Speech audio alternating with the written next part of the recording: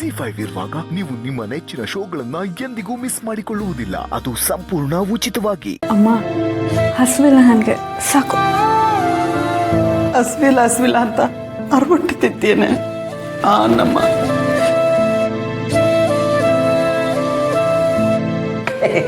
ಗಂಟೆ ನೀರು ಕುಡಿಯವ.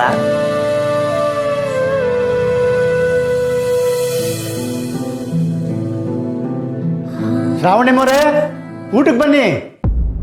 ಬನ್ನಿಮ್ಮ.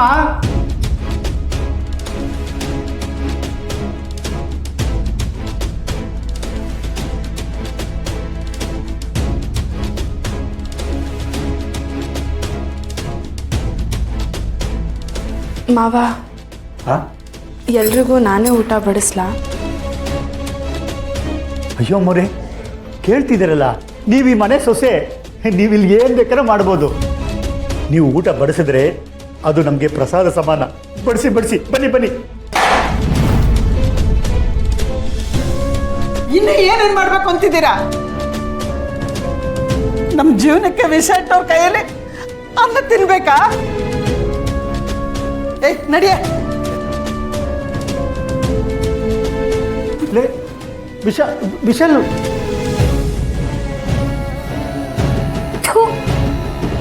ನೆಮ್ಮದಿಯಾಗಿ ಮನೇಲಿ ಒಂದು ತನ್ನನ್ನು ತಿನ್ನಕ್ಕಾಗಲ್ಲ. ಏನ್ ಕರ್ಮ ಮಾಡಿದೀವೋ.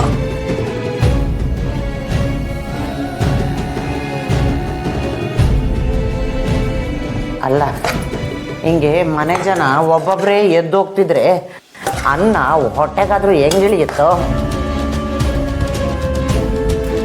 Correct mummy. ಯಾಕೋ ಈ ಶಕುನ ಸರಿ ಇಲ್ಲ, ಹೊರಗಡೆ ತಿಂದೇನಪ್ಪ. ನಡಿ ನಡಿ ನಡಿ, ಟಿವಿ ನೋಡ್ಕೊಂತ ತಿನ್ನೋಣ. ಯವ್ವ ಕಾಲು ನೋವು, ಮಂಡಿ ನೋವು.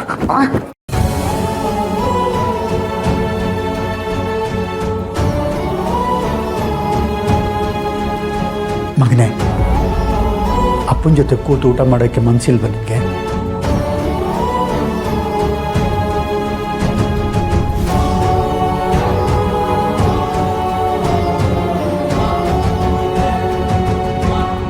ಅಮ್ಮೋರೆ, ಏನು ಯೋಚನೆ ಮಾಡ್ತಿದ್ದೀರಾ?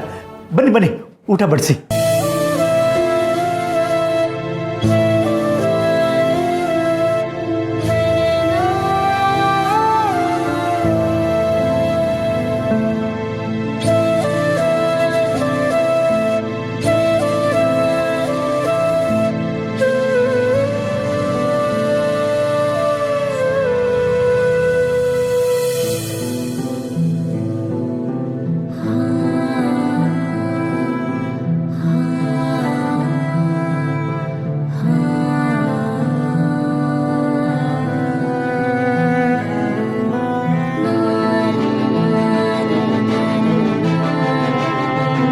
ಅಮ್ಮೋರೆ, ನಿಮ್ಮ ಕೈಯಾರೆ ಬಡಿಸೋ ಅನ್ನ ತಿನ್ನೋದಕ್ಕೆ ಅದೃಷ್ಟ ಮಾಡಿರಬೇಕು.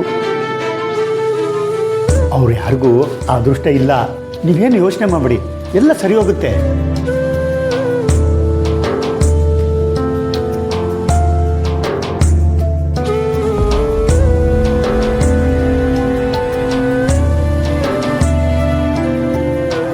ರೀ, ಏನೂ ಯೋಚನೆ ಮಾಡಬೇಡಿ. ಮಾವ ಹೇಳಿದ್ರಲ್ಲ, ಎಲ್ಲ ಸರಿ ಹೋಗುತ್ತೆ. ಇವತ್ತು ಮೊದಲನೇ ಸಲ ನಾನು ನಿಮಗೆ ಊಟ ಬಡಿಸ್ತಾ ಇರೋದು ರೀ. ರೀ ಅಂತ ನಿನಗೆ ಕಣ ಮಗನೇ ಹೇಳ್ತಾ ಇರೋದು.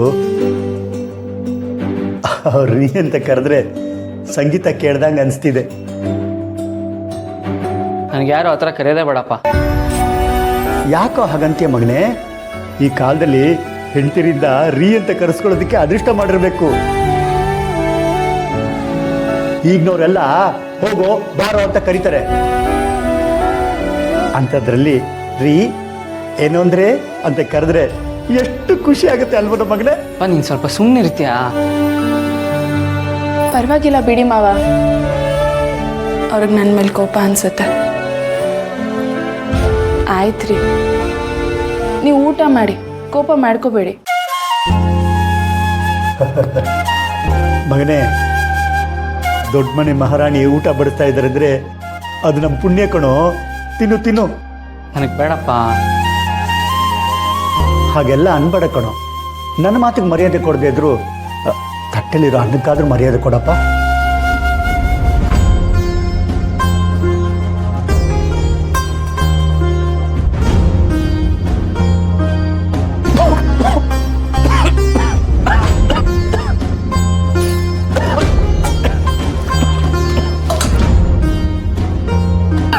ತೋಳಿ ನೀರು ಕೊಡಲ್ಲ.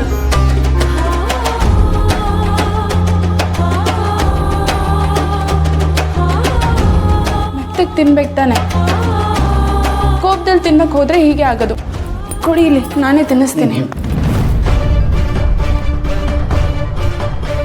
ಇದೆಲ್ಲ ಬೇಕಾ? ನಾನು ಊಟ ಮಾಡಲ್ಲ ಅಂತ ಹೇಳ್ದೆ ತಾನೆ. ಬೇಕಿತ್ತು ಮಗನೇ, ಬೇಕಿತ್ತು. ಜೀವನದಲ್ಲಿ ಏನೇನೆಲ್ಲ ನೋಡ್ದ ನಾನು. ಇದೆಲ್ಲ ಯಾವ ಲೆಕ್ಕನಪ್ಪ? ಅವ್ರು ಬಡಿಸಿದ್ದೆಲ್ಲ ತಿಂತೀಯ, ಆದ್ರೆ ಅವ್ರು ತಿನ್ಸಕ್ ಬಂದ್ರೆ ತಿನ್ನಲ್ವಾ ನೀನು? ಮೇಡಮ್, ನಿಮ್ಮ ಕೈ ಮುಗಿತೀನಿ, ನನ್ನ ಪಾಡಿಗೆ ನನ್ನ ಬಿಟ್ಬಿಡಿ. ಮನೆಯವ್ರು ಹೇಳಿದ್ ಕರೆಕ್ಟ್ ಆಗಿದೆ. ಇಲ್ಲಿ ನೆಮ್ಮದಿಯಾಗಿ ಒಂದು ತುತ್ತು ಅನ್ನನೂ ತಿನ್ನಕ್ಕಾಗಲ್ಲ.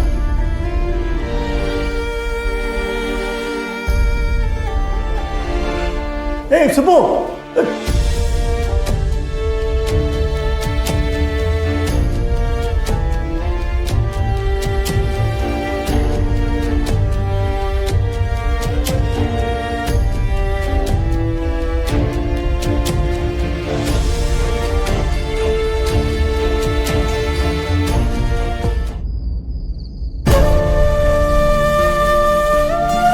ನಮ್ಮ ಜೀವನಕ್ಕೆ ವಿಷ ಇಟ್ಟವ್ರ ಕೈಯಲ್ಲಿ ಅನ್ನ ತಿನ್ಬೇಕಾ?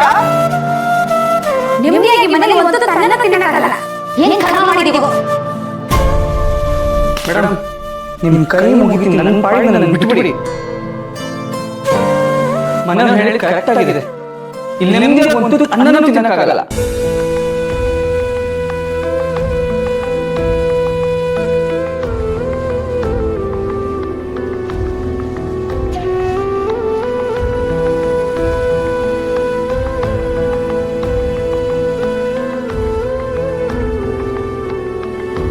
ಮಾವ, ಶ್ರಾವಣಿ ಅಮ್ಮರೇ, ತುಂಬಿದ ಕುಟುಂಬ ಅಂದಮೇಲೆ ಇದೆಲ್ಲ ಇದ್ದಿದ್ದೆ. ದೊಡ್ಡ ದೊಡ್ಡ ಅಲೆಗಳಿರೋ ಸಾಗರನ ಸುಲಭವಾಗಿ ದಾಟ್ಬಿಡ್ಬೋದು, ಆದರೆ ಸಂಸಾರ ಅನ್ನೋ ಸಾಗರನ ದಾಟೋದು ಅಷ್ಟು ಸುಲಭ ಅಲ್ಲ. ನಮ್ಮಂಥ ಮಿಡಲ್ ಕ್ಲಾಸ್ ಫ್ಯಾಮಿಲಿಲಿ ಈ ರೀತಿ ಹಂಗ್ಸ್ ಮಾತಾಡೋದು, ಕೂಗಾಡೋದು, ಚುಚ್ಚು ಮಾತುಗಳು ಇವೆಲ್ಲ ಸಹಜನೇ. ಆದರೆ ನಿಮ್ಮ ವ್ಯಕ್ತಿತ್ವಕ್ಕೆ, ನೀವು ಬೆಳೆದು ಬಂದಿರೋ ವಾತಾವರಣಕ್ಕೆ ಹೋಲಿಸಿದ್ರೆ ಈ ಪರಿಸ್ಥಿತಿ ನಿಮ್ಗೊಂಥರ ಸವಾಲಂತಲೇ ಹೇಳ್ಬೋದು. ಆದರೆ ಇಷ್ಟಕ್ಕೆ ಸುಮ್ಮನೆ ಆಗ್ಬಿಟ್ರೆ ಹೇಗೆ? ಸವಾಲಂತ ಬಂದಾಗ ಸೋಲ್ನ ಒಪ್ಕೋಬಾರ್ದು, ಅದನ್ನ ಎದುರಿಸ್ಬೇಕು. ನಿಮ್ಮ ಮಾತು ನಿಜ ಮಾವ. ಆದ್ರೆ ನಾನು ಏನ್ ಮಾಡ್ಲಿ? ನಾನು ಎಷ್ಟೇ ಪ್ರಯತ್ನ ಪಟ್ರು ಮನೆಯವ್ರ ಪ್ರೀತಿನ ನಾನು ಗಳಿಸ್ಕೊಳ್ಳೋಕೆ ಆಗ್ತಾ ಇಲ್ಲ. ZEE5 ಆಪ್ ಡೌನ್ಲೋಡ್ ಮಾಡಿ ಎಲ್ಲಾ ಸಂಚಿಕೆಗಳನ್ನು ಸಂಪೂರ್ಣ ಉಚಿತವಾಗಿ ನೋಡಿ.